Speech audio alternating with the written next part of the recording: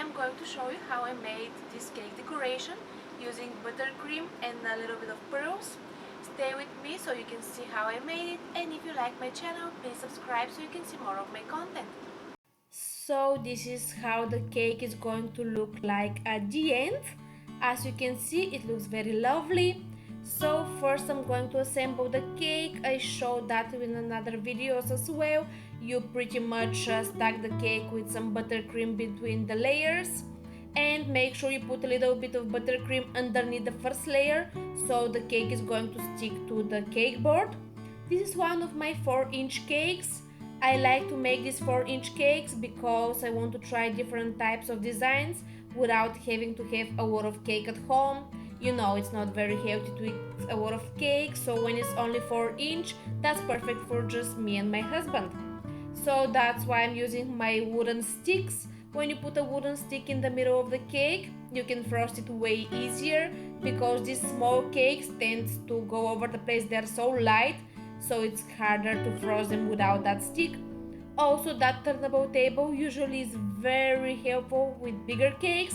Now it's kind of harder with it even, but I like to put my cakes on the turnable table because I feel like that's the perfect level for the camera, so you guys can see better how I frost the cake. Otherwise it's a little bit lower level, and unfortunately the way my kitchen is set up, I cannot get better angle. So after I frost the cake, I'm going to smooth it, extra smooth it. Sometimes if you have some hard time smoothing the cake, just put it in the freezer for a little bit, and once when the buttercream is cool, it's going to be easier to smooth. So you're going to smooth this cake good because I'm not going to put any kind of sprinkles, or I'm not gonna put a fondant on the top, so the way you smooth it out, that's how it's going to look at the end. However, if you have some imperfections when you do the flowers, the embroidery flowers, you're going to pipe the flower on the imperfection, so you can still hide them, but you try to do your best with frosting this cake.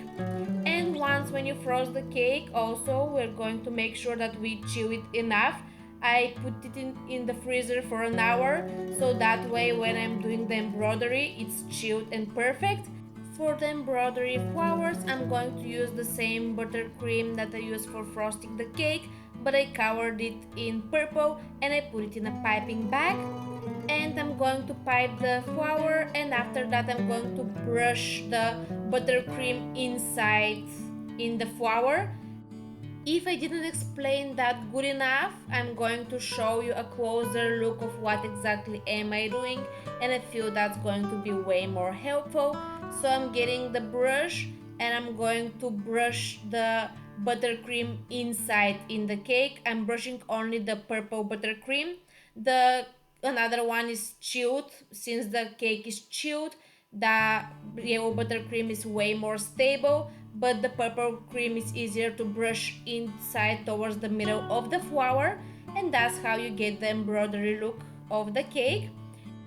If you brush too much of the purple buttercream and your leaves of your flower are kinda not good defined, you are going to just pipe a little bit more of the purple buttercream, and you're going to brush it a little bit again. If you end up having too much buttercream in the middle of the flower, just very gently take it out with the brush and put it on some kitchen towel. So pretty much as long as your cake is chilled, you're going to work easier with it. If the weather is way too hot after making few flowers and you feel like the yellow buttercream is getting way too soft, you're going to throw the cake in the freezer for like half an hour, and then you're going to continue making the flowers. Pretty much have fun with it, just do all the flowers. You can make them only on one side of the cake, or you can do them only on the top of the cake, or like only on the sides of the cake, but for this one I'm just going to do them all over so I can have the nice embroidery cake. Also, I'm going to make another video making embroidery cake, but the another one is going to be with some fondant cake, and I'm going to make the embroidery with some royal icing. I feel like the another one is going to be a little bit more time consuming, and you have to have the fondant and you have to make a royal icing. I actually done that, it is more perfect. So the royal icing, I find to have the flowers, the embroidered flowers, being more defined and kind of like fancier. But if you want to do something quick and easier, the buttercream embroidery is just fine. It gives it more kind of like an art style, not so perfect, not so well defined, but also very good and nice flowers. You can also make them multiple colors. You can make them like an ombre style if you mix different colors of buttercream.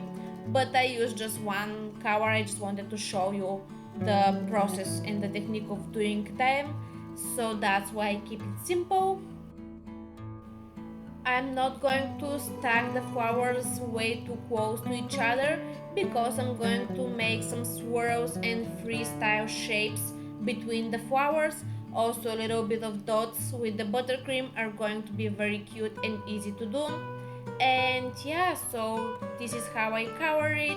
This is the piping process, and don't forget, at any point, if the buttercream is too soft, throw the purple buttercream or the cake itself in the fridge or in the freezer, so it's going to be nice and chill. And now let's talk about the brush itself. You're going to make sure that you have a good quality brush, so you don't want that brush to leave some hairs. I bought some cheap brushes, and when you paint stuffs with them, the hairs of the brush goes into the buttercream, and that's very nasty. So you want to make sure that you get the brush that doesn't do that. Also, for the embroidery cakes, the brush that you're going to use have to be harder, so the hairs of the brush are harder. They're not soft at all. Try to get it with the hardest possible hairs, and of course you figured that already, but you have to have separate brushes that you use only for cakes. Also, remember in the beginning of the video how I was having a hard time with this turnable table? Well, when I'm doing the embroidery flowers, it's actually easier when you have a turnable table, so you can turn it around and see how the process is going on every side of the cake.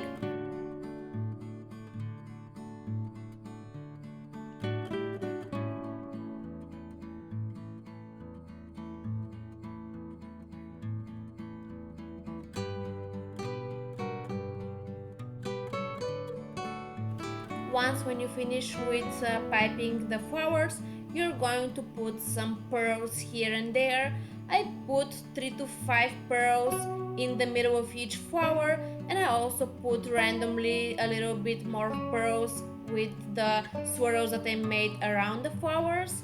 You can use any kind of pearls or like round sprinkles. Even you don't need to do nothing like that. You can use the buttercream itself to pipe a little bit of dots in the middle of each flower, but I find the pearls giving it some extra elegant look. And that's the end of the cake making. So pretty much once you're done with the pearls, your cake is going to be ready. And the cake is ready. Thank you for watching and have a great day.